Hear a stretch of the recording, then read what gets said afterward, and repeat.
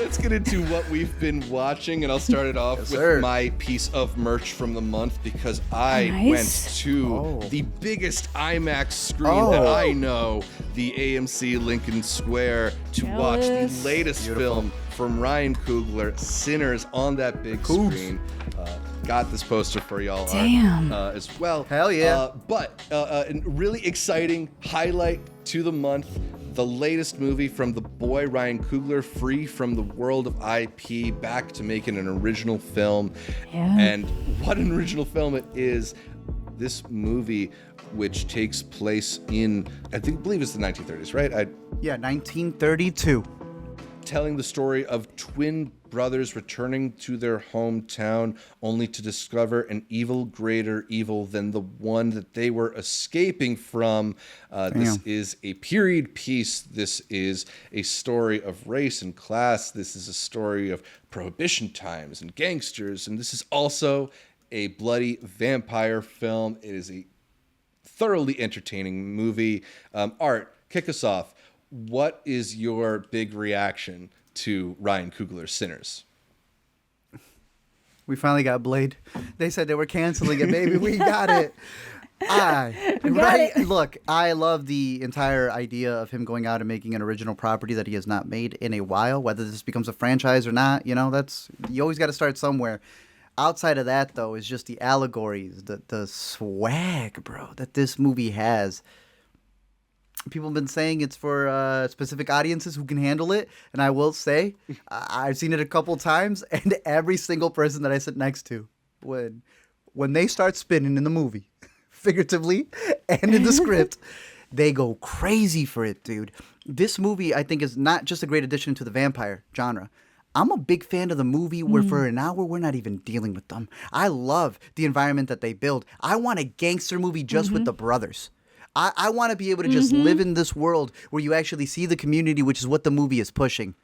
And that, bring it back to Capone in Chicago. I want to see them go through that. Bro, just the idea, right, that you had one brother with the Irish, one brother with the Italian mob. That is a series right there. That's so I love what we got good. here. He's been pitching it as a movie that was originally titled Grilled Cheese when they were making it, because he wanted to make that home-cooked meal, just something easy that you're going to enjoy, but that you always come back to. And the movie's got a lot to come back to. For starters, it does. IMAX. I am so happy his video went viral. I knew you were nerding out, just getting to share your appreciation for the format with everybody else. Almost cried, finally. God sent his son to speak to the people. That is what Ryan Coogler has done. Shown the light to so many. It is so cool. I don't care if it's a bandwagon for a lot of people.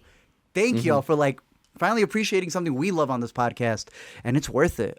Zach and I were talking about how he technically went Hateful Eight, which means that it wasn't just a widescreen. It was a super widescreen. So that is a massive jump to then go to the 143 in that way. I have yet to catch it there. I don't know if Amanda got to. Zach did. I've caught it in regular IMAX. I've caught it in regular. Dolby. Both really good ones. Regular IMAX, and then just regular. Just regular crop. Regular. The 143 regular crop must be incredible, because this is a movie that does use it. There is a barn sequence. Some of it is in the video as well, where he is using that for your subconscious to fill up the screen. When is a scene being serious? When do they want you to be intimate? The man is working with film language in the best way possible. And as we get more into the talk, I love what he's saying about the industry and the bloodsuckers that are out there. What about you guys? I love this. I thought it was great. I love my vampires, no matter what. But I love that this takes its time to even get there. You get this rich build of characters. Even though it's so dense, the movie itself could be a miniseries, which I find is a complaint I have about a lot of movies. This one could be a miniseries, but it still works as a movie. Yes. They get it. They fill it out. They work it well. That scene when he's playing the music in the barn, that's such a unique and creative way to show that idea, because they've told us, but then they show it, and it's just so incredible how they show it. It is probably the film sequence of the year so far, if not more than that. Just like, it's one thing to dream up a sequence like that connects past and present and future through music and through genre, the way that does in different cultures as well.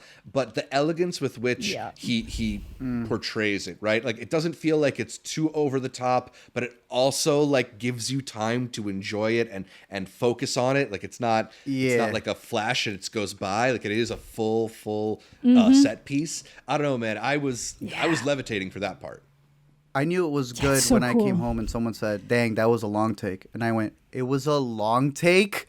I didn't Right. even realize. This man, bro. Like, I know where I was sitting at the screening, where I looked around and I was like, are we all experiencing this massive swing on screen? And then when I saw it in Dolby again the second time, I was like, it is one long take. Yeah, it's crazy. I liked it. And Amanda, as the vampire appreciator amongst us, Twilight Yes. diehard as you are, how did you feel about this take on vampire lore?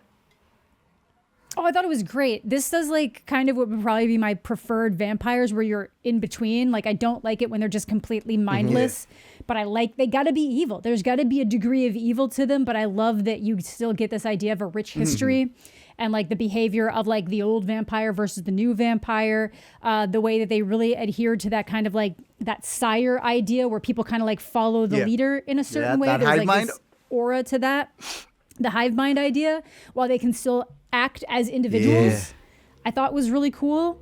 These are the kind of vampires that you're like, well, shit, I don't know if I really want my humanity taken from me, but like, if I had to, these are pretty damn cool, Right. you know? Some good Like, offers there, yeah. they're That's pretty the cool. thing, though, is I do think that speaks to what I find coolest about this movie. You know, it's not necessarily a film that is subverting a lot of our expectations for like what vampires are, how they act. Thank you. They pretty much abide by Yes. the rules we know. You can't go inside unless you're invited. A wooden stake to the heart takes you out. All that stuff. Garlic.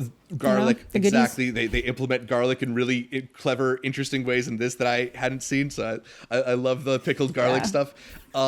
Yeah, you know, right? The way in which it's mostly subverting that is through how it uses vampirism as a commentary on race and assimilation, because it's sort of Yes. doubling vampires as like a substitute for whether it's like whiteness or being part of the majority or just assimilating to American culture. Like, it stands in for this thing that, while, you know, the whole idea of like, do you want to become a vampire comes with all these like sacrifices. Here, it's like, do you want to be part of the in crowd? Do you want to be one of us? Do you want to not feel like you have to be an outsider in this way? And that's where it is like really, really thematically rich and clever in a way that blockbusters of this scale often aren't. Yeah, And they're that too was the scared. thing that I'm Yeah. really taking away from Sinners. Yeah. No, it was beautiful. And then taking that step further with like the whole thing of like wanting the talent, but it's not really the talent. It's wanting the culture. You want to take the culture. You want to take the thing and make it your own rather than just letting it exist as it is, which we've seen throughout history, largely with music, which this movie is obviously really honing in on. Totally in conversation with. I just loved it. I just love this. It's incredible. And just the idea of how well, Zach is saying, the vampirism works is that, like, say it's Hollywood asking you for your talents and they're asking you to sign away. Are you willing to leave your humanity behind? That whole concept of, you know, it being community and who's knocking at that door, Zach was saying assimilation. Are you willing to create that melting pot? To a degree, it's like creating a utopia. But they got to kill you first? Like, it's through violence that it's got to get done. The man needs more bodies for labor, but he's got to do it in the most violent, stripped down way. And whatever it is that you attach that to, it works so effectively well. While also being way funnier than I expected it to be. It be your own people might be one of the funniest That was reactions. Yeah, I mean, It's great. Basically anything that it was Delroy good. Lindo said was good to get a laugh out of anytime me. Delroy spoke, Yeah. all of it, Yeah. everything. Cornbread, I've known the man since 8 Mile, killed it. And then the Yeah, twins. let's just talk about the that. cast for a second, because this is a really, really stacked cast. Two Michael B. Jordans. I don't really know what's in the water with twins this year. We got Mickey 17 already. It's in You as well. There's twins in You. We saw The monkey. Twinless The same at person. Sundance, which Twinless. has got a couple. The monkey. Yeah. Yeah, the So monkey. much. Yeah, the monkey. But Big year for big year twins. for twins, but Michael B. Jordan doing an excellent job in this dual role. You got Hailee Steinfeld. That I feel like this movie is having everybody reevaluate their opinions of Hailee Steinfeld. Yep. Though she's been an Oscar-nominated actress since she was 14, I'll point out to you. Yeah, it's true. I pulled a True Grit for Alina because she was here and people go, I've never heard her talk that way. But we sat for a 2-hour movie where that's all she does. Right?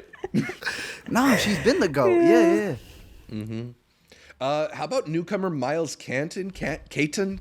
I don't know how the last one's name's pronounced. Absolute star. Crazy. Yeah. Like, No, first of all, crazy that voice comes out of that face, because he I seemed know. He started talking and I was like, What what is happening? the he fuck? looks so youthful, but he Old sounds bro. like he's Yeah. he sounds like he's lived a long life. I lied to man, you. Yeah. It's crazy, bro. crazy. It's so good.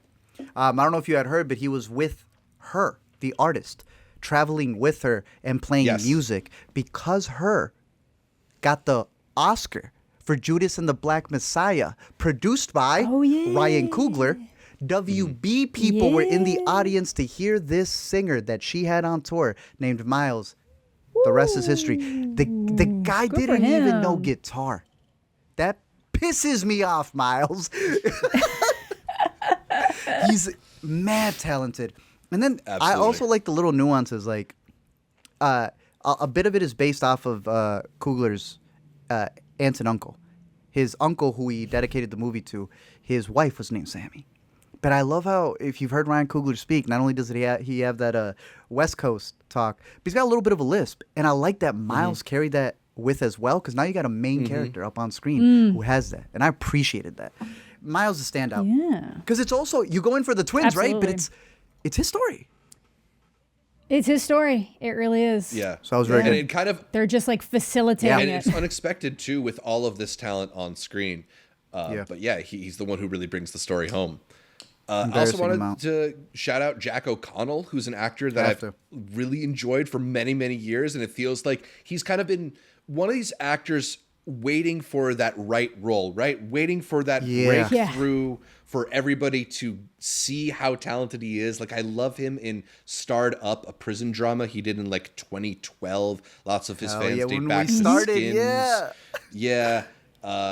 He was like in Unbroken and stuff like that. But like here you really get the kind of like dark appeal of Jack O'Connell, the sort of been good, yeah. threatening but alluring nature of his performance. Bro, Eden Yeah. Lake, he was a little in that movie too. Yeah. Yeah, he was, yeah. One of No, our he's favorites, fantastic. We're Little about to Fish. see him in 28 years Little later. Fish as well. Yeah, Little Fish. No, some good stuff And he there. was Hey, look, maybe even Back to one of my Black. favorite parts of the Amy Winehouse yeah, movie exactly. wasn't very good. No, he did You have a to good pick- job you have with to pick it. a movie.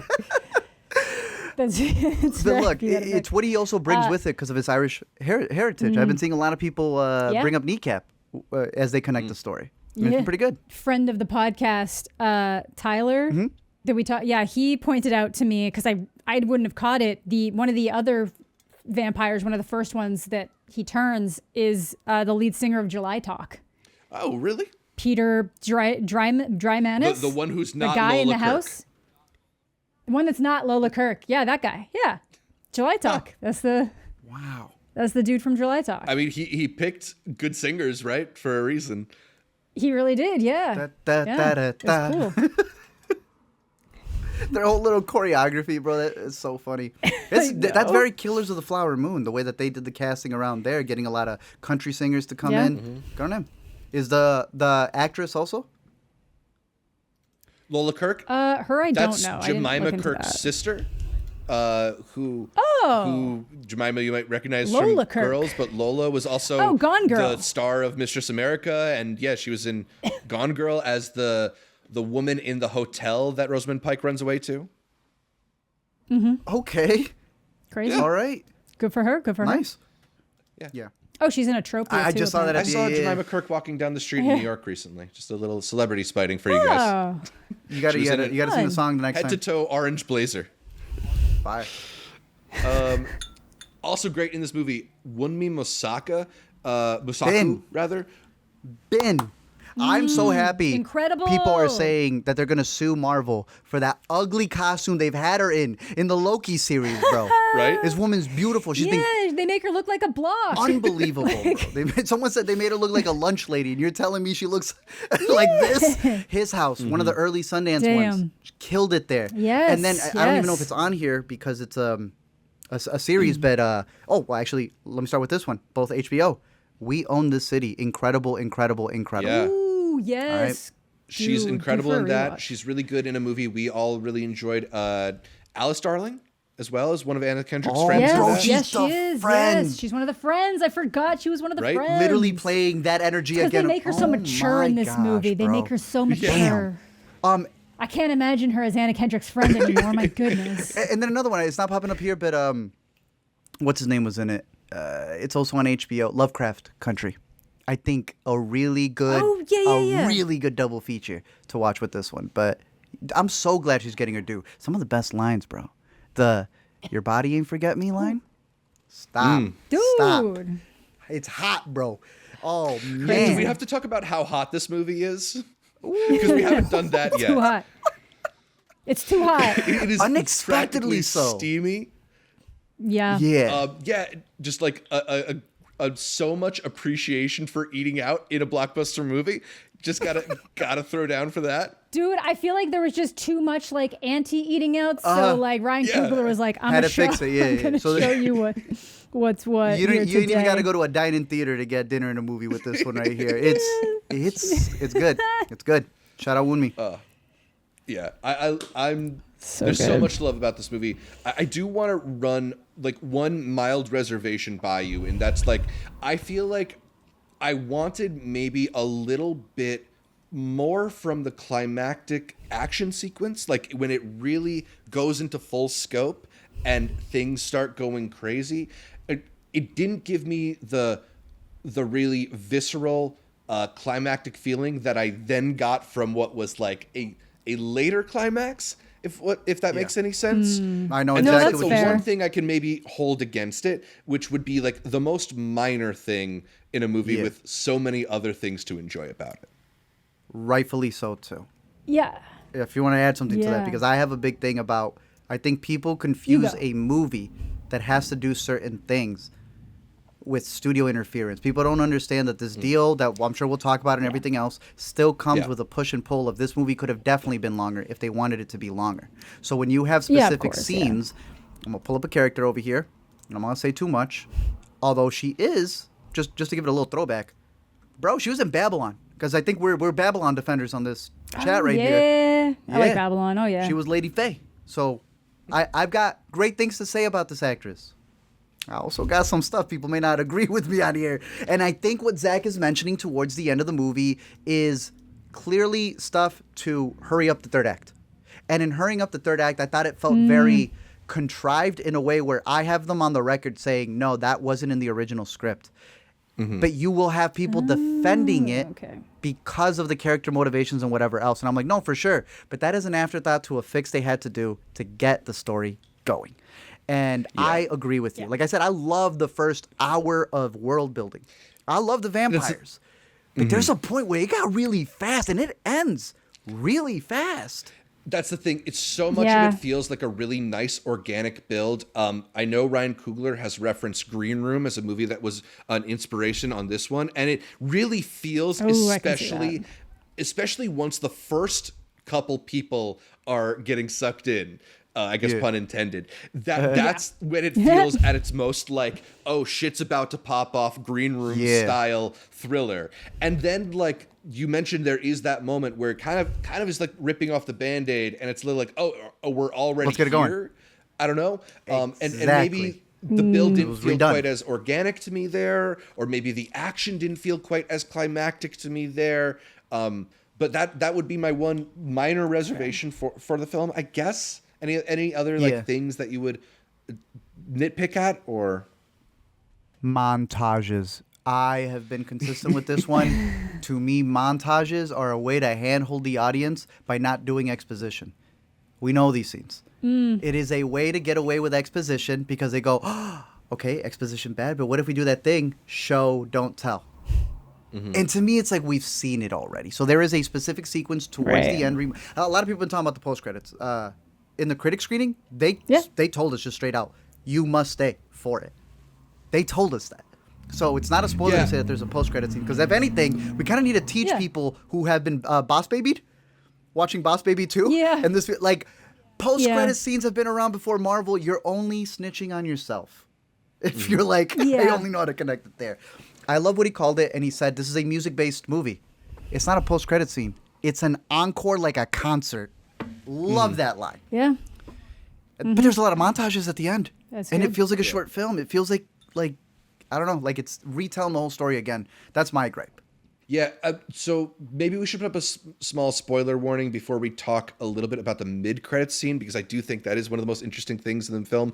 I am surprised at the number of people who said that they missed it. Like, it's not as if like the movie goes full credits there. There's still stuff going on, but oh well. Yeah, I think the movie has this really, really fascinating moment in the mid-credits scene. And again, spoilers here for that part. But where we stick with the Miles Caton character through the years until he becomes Buddy Guy, essentially, in Crazy, bro. Chicago, playing the blues, when who should walk in but none other than Michael B. Jordan and Hailee Steinfeld together, having not aged through the years, fully vampires. As they would, right? Yeah. And it's a really, really like fascinating just coda to all the things that we've seen, knowing the sort of like historical journey that these characters must have been on. I love that also they style Michael B. Jordan and Hailee Steinfeld like they're in living color or something like that. Yep. Yeah. Hey, do you like to do the right thing? Like fucking Fresh Prince, he looked like jazz. Yeah, he looked like jazz. He had the Coogler on like a Biggie. It was dope, bro. It's so cool. Yeah. It also like is a scene that makes a lot of the themes of the movie explicit, right? It sort of addresses them head on. What did you make of that mid-credits scene, and did it serve as an effective ending to the story for you guys? I've liked it more. Yeah, I thought that was so good. I really felt like it was a perfect kind of bookend to the movie, and they really managed to get in a couple things where, like, Michael B. Jordan specifically, like, didn't much like it when you went electric type stuff. Like, do you still have the real in you? So you still got the real in you, Sammy. Yeah, it's kind of like this thing where, like, you do want this like passage of time through music, and music's always going to shift and evolve and change, but there's this authenticity to something of the culture that you had originally. Yeah. And I like that where it's showing. I like the offer they make him and the way he turns it down. Yeah. How about you guys? What were you guys thinking? Again, it's very jarring when it happens, but on a rewatch, when you get it, you're like, okay, we're going like directly into this. This is an epilogue, really, more than a post-credit scene. Yeah, it's an epilogue for what's happened to these characters. And I'll get into my spoiler one next, but I think a big part of it is the idea of like what that talent, what that music means to these people, and the idea of like how much you've carried it through. I was telling Zach through the years they still come back to it. Yeah. Because Buddy Guy's thing has been, he's got a place here. I was telling Zach that that's where they met him here. I haven't been to Legends, but that's where he plays here in Chicago. The fact, I was telling Zach also that the Cubs have a new Cubby Blue that's based off of the Blues here in Chicago. I was like, on this year of all years? Crazy talk. But it's also like, Buddy Guy says, I don't need to be the best, but I'm still doing it so that it continues and the blues don't die. I had just seen the La La Land in concert thing, and not only is it a fantastic thing, I highly recommend it. The whole premise in there for our main character of Ryan Gosling is that he's too much of a traditionalist, and he doesn't realize he's ruining the jazz he wants to keep alive. And there's that push and pull of him not wanting to be the sellout like John Legend. Yeah. I'm seeing a lot of that here, like you're bringing up with the electric and stuff. I like it. Do you think Coogler sees himself as Buddy Guy in this situation for his approach to his art? Yes, because I think a lot of people are. We're spoilers. We're spoilers. We're spoilers here. I said we're spoilers. We're definitely spoilers here. The big ending is drop the guitar. Drop the guitar, Sammy. Yeah. Drop the guitar. I know what that Sammy. guitar does. My brother had it. Drop the guitar. And in time, you think of that being the moment when he told him drop the guitar, and he doesn't. But in reality, he wants him to drop the guitar because he believes it'll let the devil in. But there's only one time with vampires who live forever where that decision is made, and he does drop the guitar. He doesn't drop it when his dad told him. He drops it at the end where they knock, and they go, "It's time, Sammy." And he goes, "What does he say, bro?" He says, "Nah, I think I've seen everything I need to on this earth." What's he wearing? Yeah. What's he wearing? What's he wearing? What he's wearing is Isn't he just wearing that hat? he's wearing Smoke's hat. Yeah, he's wearing The Smoke's hat. one Yeah. who decides to not continue living that way. Whereas Stack's hat is on him in the Chose to background, continue. in the mural from when he did make it big. So in my opinion, at the end, he is still answering that question. I did listen to my dad. I did drop the guitar at the end. But while I'm here, living in this world of sin, he played it. That's why I also think the post credits is important, because he's singing This Little Light of Mine. That's a Christian song that's literally all about your talent and not hiding it under a bush, not doing nothing with it, but actually putting it out there. And I think he changes it in a way where, on top of it being a religious bit, it's whatever the talent that's been bestowed upon you.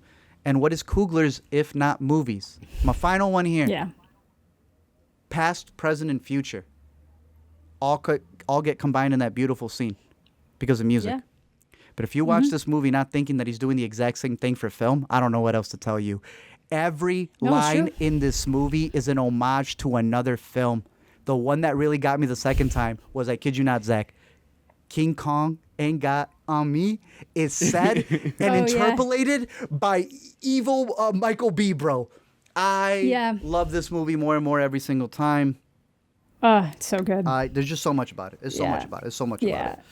Yeah. I also got to say, I love that there was a little bit of a subversion with this. I find with a lot of these types of stories, it's people selling their souls for success, for the talent, for the breakthrough. The deal with the and devil, in this, it's like, no, the talent is what's going to draw the devil to you, and it's what you do with that. Crazy. Yeah. So cool. You know, it was a really cool flip up there, you know? I like that. That's very apt. Would you do it? Great point. It's kind of crazy, though. Would you do it? Would you live forever? I don't know, man. That Irish jig circle looked really fun. Not at that age. They should have hit him up a little bit earlier. I don't fucking know. Like, If it wasn't for the deal, right? Like, bro, I don't want to be stuck in this you one. know. Yeah. Shout out funny. to our inner cutie member Shout out Trevor Adams in the live stream saying it's all about the music. Yeah, it all comes back to the music in the end Ludwig. here. Music, Ludwig. the culture, Ludwig, the people. baby. The guitar that they use in the movie. He Oof. He The old recorded steel. the entire thing on that guitar. Crazy. Sick. It's Love really that. good. It's really good. I don't know if y'all seen the behind the scenes that Coogler's wife is producer.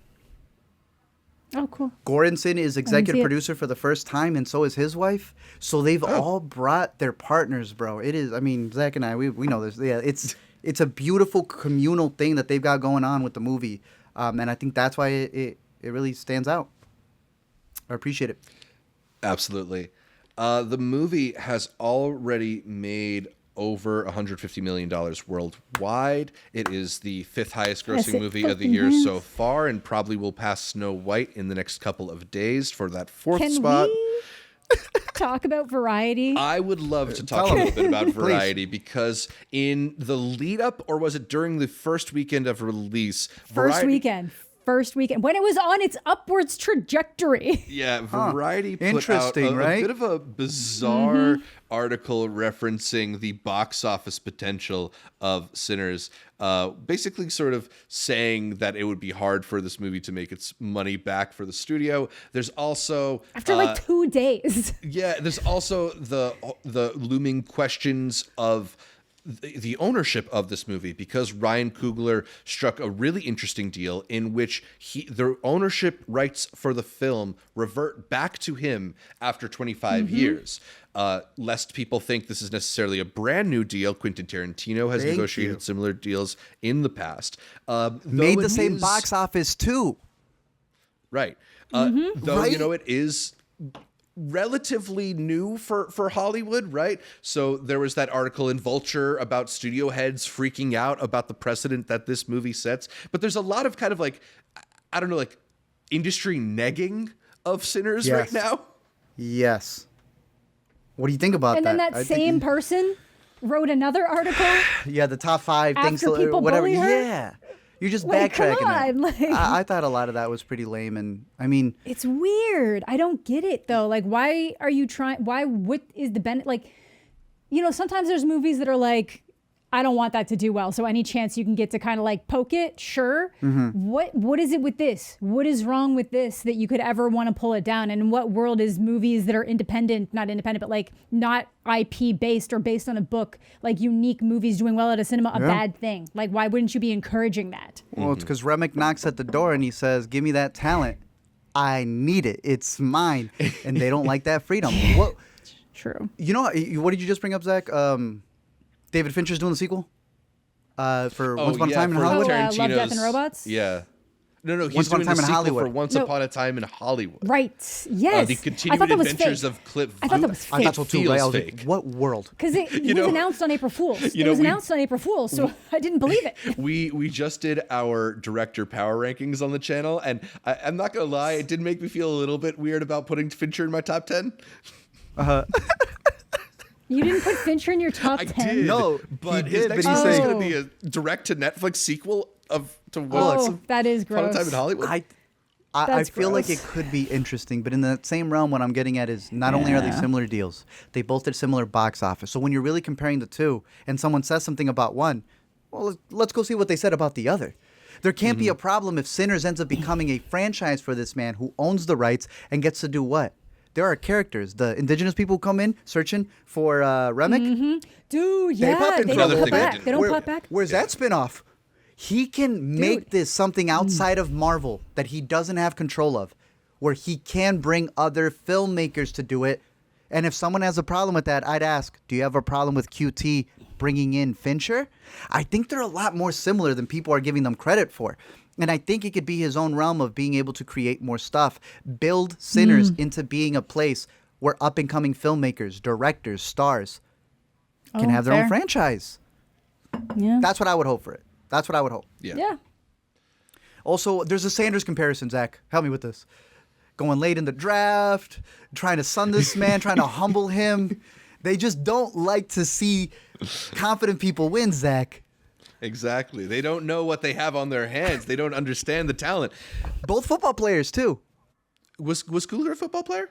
Oh, wow. Baby, that is his entire thing. The boxing movie, Fire Inside. The director's a cinematographer for Fruitvale Station. Rachel Morrison, who worked with him on Fruitvale, yeah. Right. Rachel yeah. Morrison said, "Do you remember when you did that stuff on set where you were running plays for the shot list? I still do that. I appreciate your football attention. That's what I carry Yeah. with me." And I heard somebody else bring it up too. He does break down his sets like football plays. Football is in his DNA, dude. It's funny because I know a lot of directors like to use that sort of like arm notepad thing where you can keep Like a notes QB? there. And the only other people I know who use that are football That's players and crazy, coaches. bro. Yeah. Let's throw another one. He played with Marshawn, bro. Against, I think, but he played with Marshawn Lynch. Sean, Yeah, it's crazy. And now Yeah. Marshawn's in movies. It's insane. And like, coming around on his homophobia to be better. I love him. and a sweet the man. fact that Coogler was What a sweet roommates man. with Ludwig too. Like there is God chosen at this Oh, point. yeah. Right? That is divine intervention. I feel there. like that happens like every 5 years. There's like people who are all just together meant to in, be. Yeah. at the same time. And then for him to go and do Community to meet Childish. Yeah. Yeah, there's no stopping that right there. That's ordained. Yeah, so he gets it back after 25 years, which is really exciting that, then he's able to do whatever he needs to with it, and he's going to actually receive the benefits for... Zaslav with a gun at 20. Yeah, Zaslav of all Anyway. the people being the one who proved that is really, really strange, but... Well, because I of don't know. what they lost. Let me Yeah. pose you guys a question. Y'all know who's in the special things for this, right? Nolan and his team? Thank Yeah, you. The the entire Nolan team. Oppenheimer team, from the editors to the cinematographers. Does this happen if WB doesn't lose Nolan, and they were Probably thirsty not. for another one. Maybe not. Yeah, it's a good point. Yeah. I was also going to say that Sinners, it's beating all of its box office projections, which seems to happen pretty routinely with these black-led films. Not only that, did you see the weekend over weekend stuff? How crazy it is? Because it's like, it's pretty good when a movie drops like 50%. It's fine when a movie drops like 50% or less. That's normal. It's great yeah. when a movie drops like 30%. It drops that's 16% between That's weekends. absolutely dumb, bro. That is I think even crazy. its second Saturday might have been higher I think than it was like 10%. That's like it was like really high that second Saturday because then like the word of mouth spread around. That's exactly. awesome. So word So of mouth the on people this who thing. didn't know about it yet, that's what I mean. Y'all been is hearing crazy on that it's a this. movie for the real eaters, right? The gender demographics. I heard. Did y'all hear that one? That the women outdid the men after the first Dude, weekend. it's vampires and Michael B. Jordan. I don't know what you're expecting. Like, come on. Michael B. really killed it. I don't know if we even said that, B. but He did so good as two very distinct right? people. And a man that I think a lot of people have questioned his screen acting abilities. He really brought it for this role. Maybe there's something about Coogler though, because they have this long running partnership, knows how to get the best out of him. That's Could be. true. Yeah. Hey, he's playing. It's my favorite duo, played by one guy. Thoroughly. Dude, they're great. Look, it's not his best. I don't think it's his best, but it might be one of my favorites. It might be one of my favorites. And then I'd even add some of the other people we did not mention. Jayme Lawson, some of you may know her as the mayor in the Batman. Woman King, good stuff. You know, Zach knows how to blow up a pipeline. She was very good. Dude. I was telling Zach that the song she sings is actually written by Brittany Howard from Alabama Shakes. So you have massive talent behind the scenes. Cool. Yeah, just overall stand up. Love it a lot. A lot of good lines. I don't know if y'all have a favorite scene, but when Delroy Lindo is telling the story of the people we made money with and who got caught, and they do an audio flashback. Yeah, that was crazy because you can hear the like Everything. It was so good. Like it's that was always crazy. the visuals, but that alone is worth the IMAX sound. And then he cuts. I don't know if you heard this. They cut out that scene and he asked for it back because even the ending is improv, where he has the pain and he turns the into a song. That is an ad lib when Michael B turns back and says, "You have a guitar, boy, play it." right. Yeah. Come And he on. doesn't, though. This is Crazy. a film. Crazy. I love it. Ugh. I love it. So much good stuff. We went long on this movie, but there's just so much to talk about. We'll probably be talking about it more on the podcast when we get to our best movies of the year so far episode. And don't watch the trailers. It would have been better without the trailers. Yeah, that's a great point. I do kind of I wish. didn't catch any of the trailers. There you go. So you had a clean experience with it. They just reveal a couple people who I didn't I saw want to like know. one. To be fair, actually, no, I did see like one little clip that spoiled something for me, unfortunately. But Still it's okay. good, even if you've seen Still those good. trailers. We all recommend. absolutely.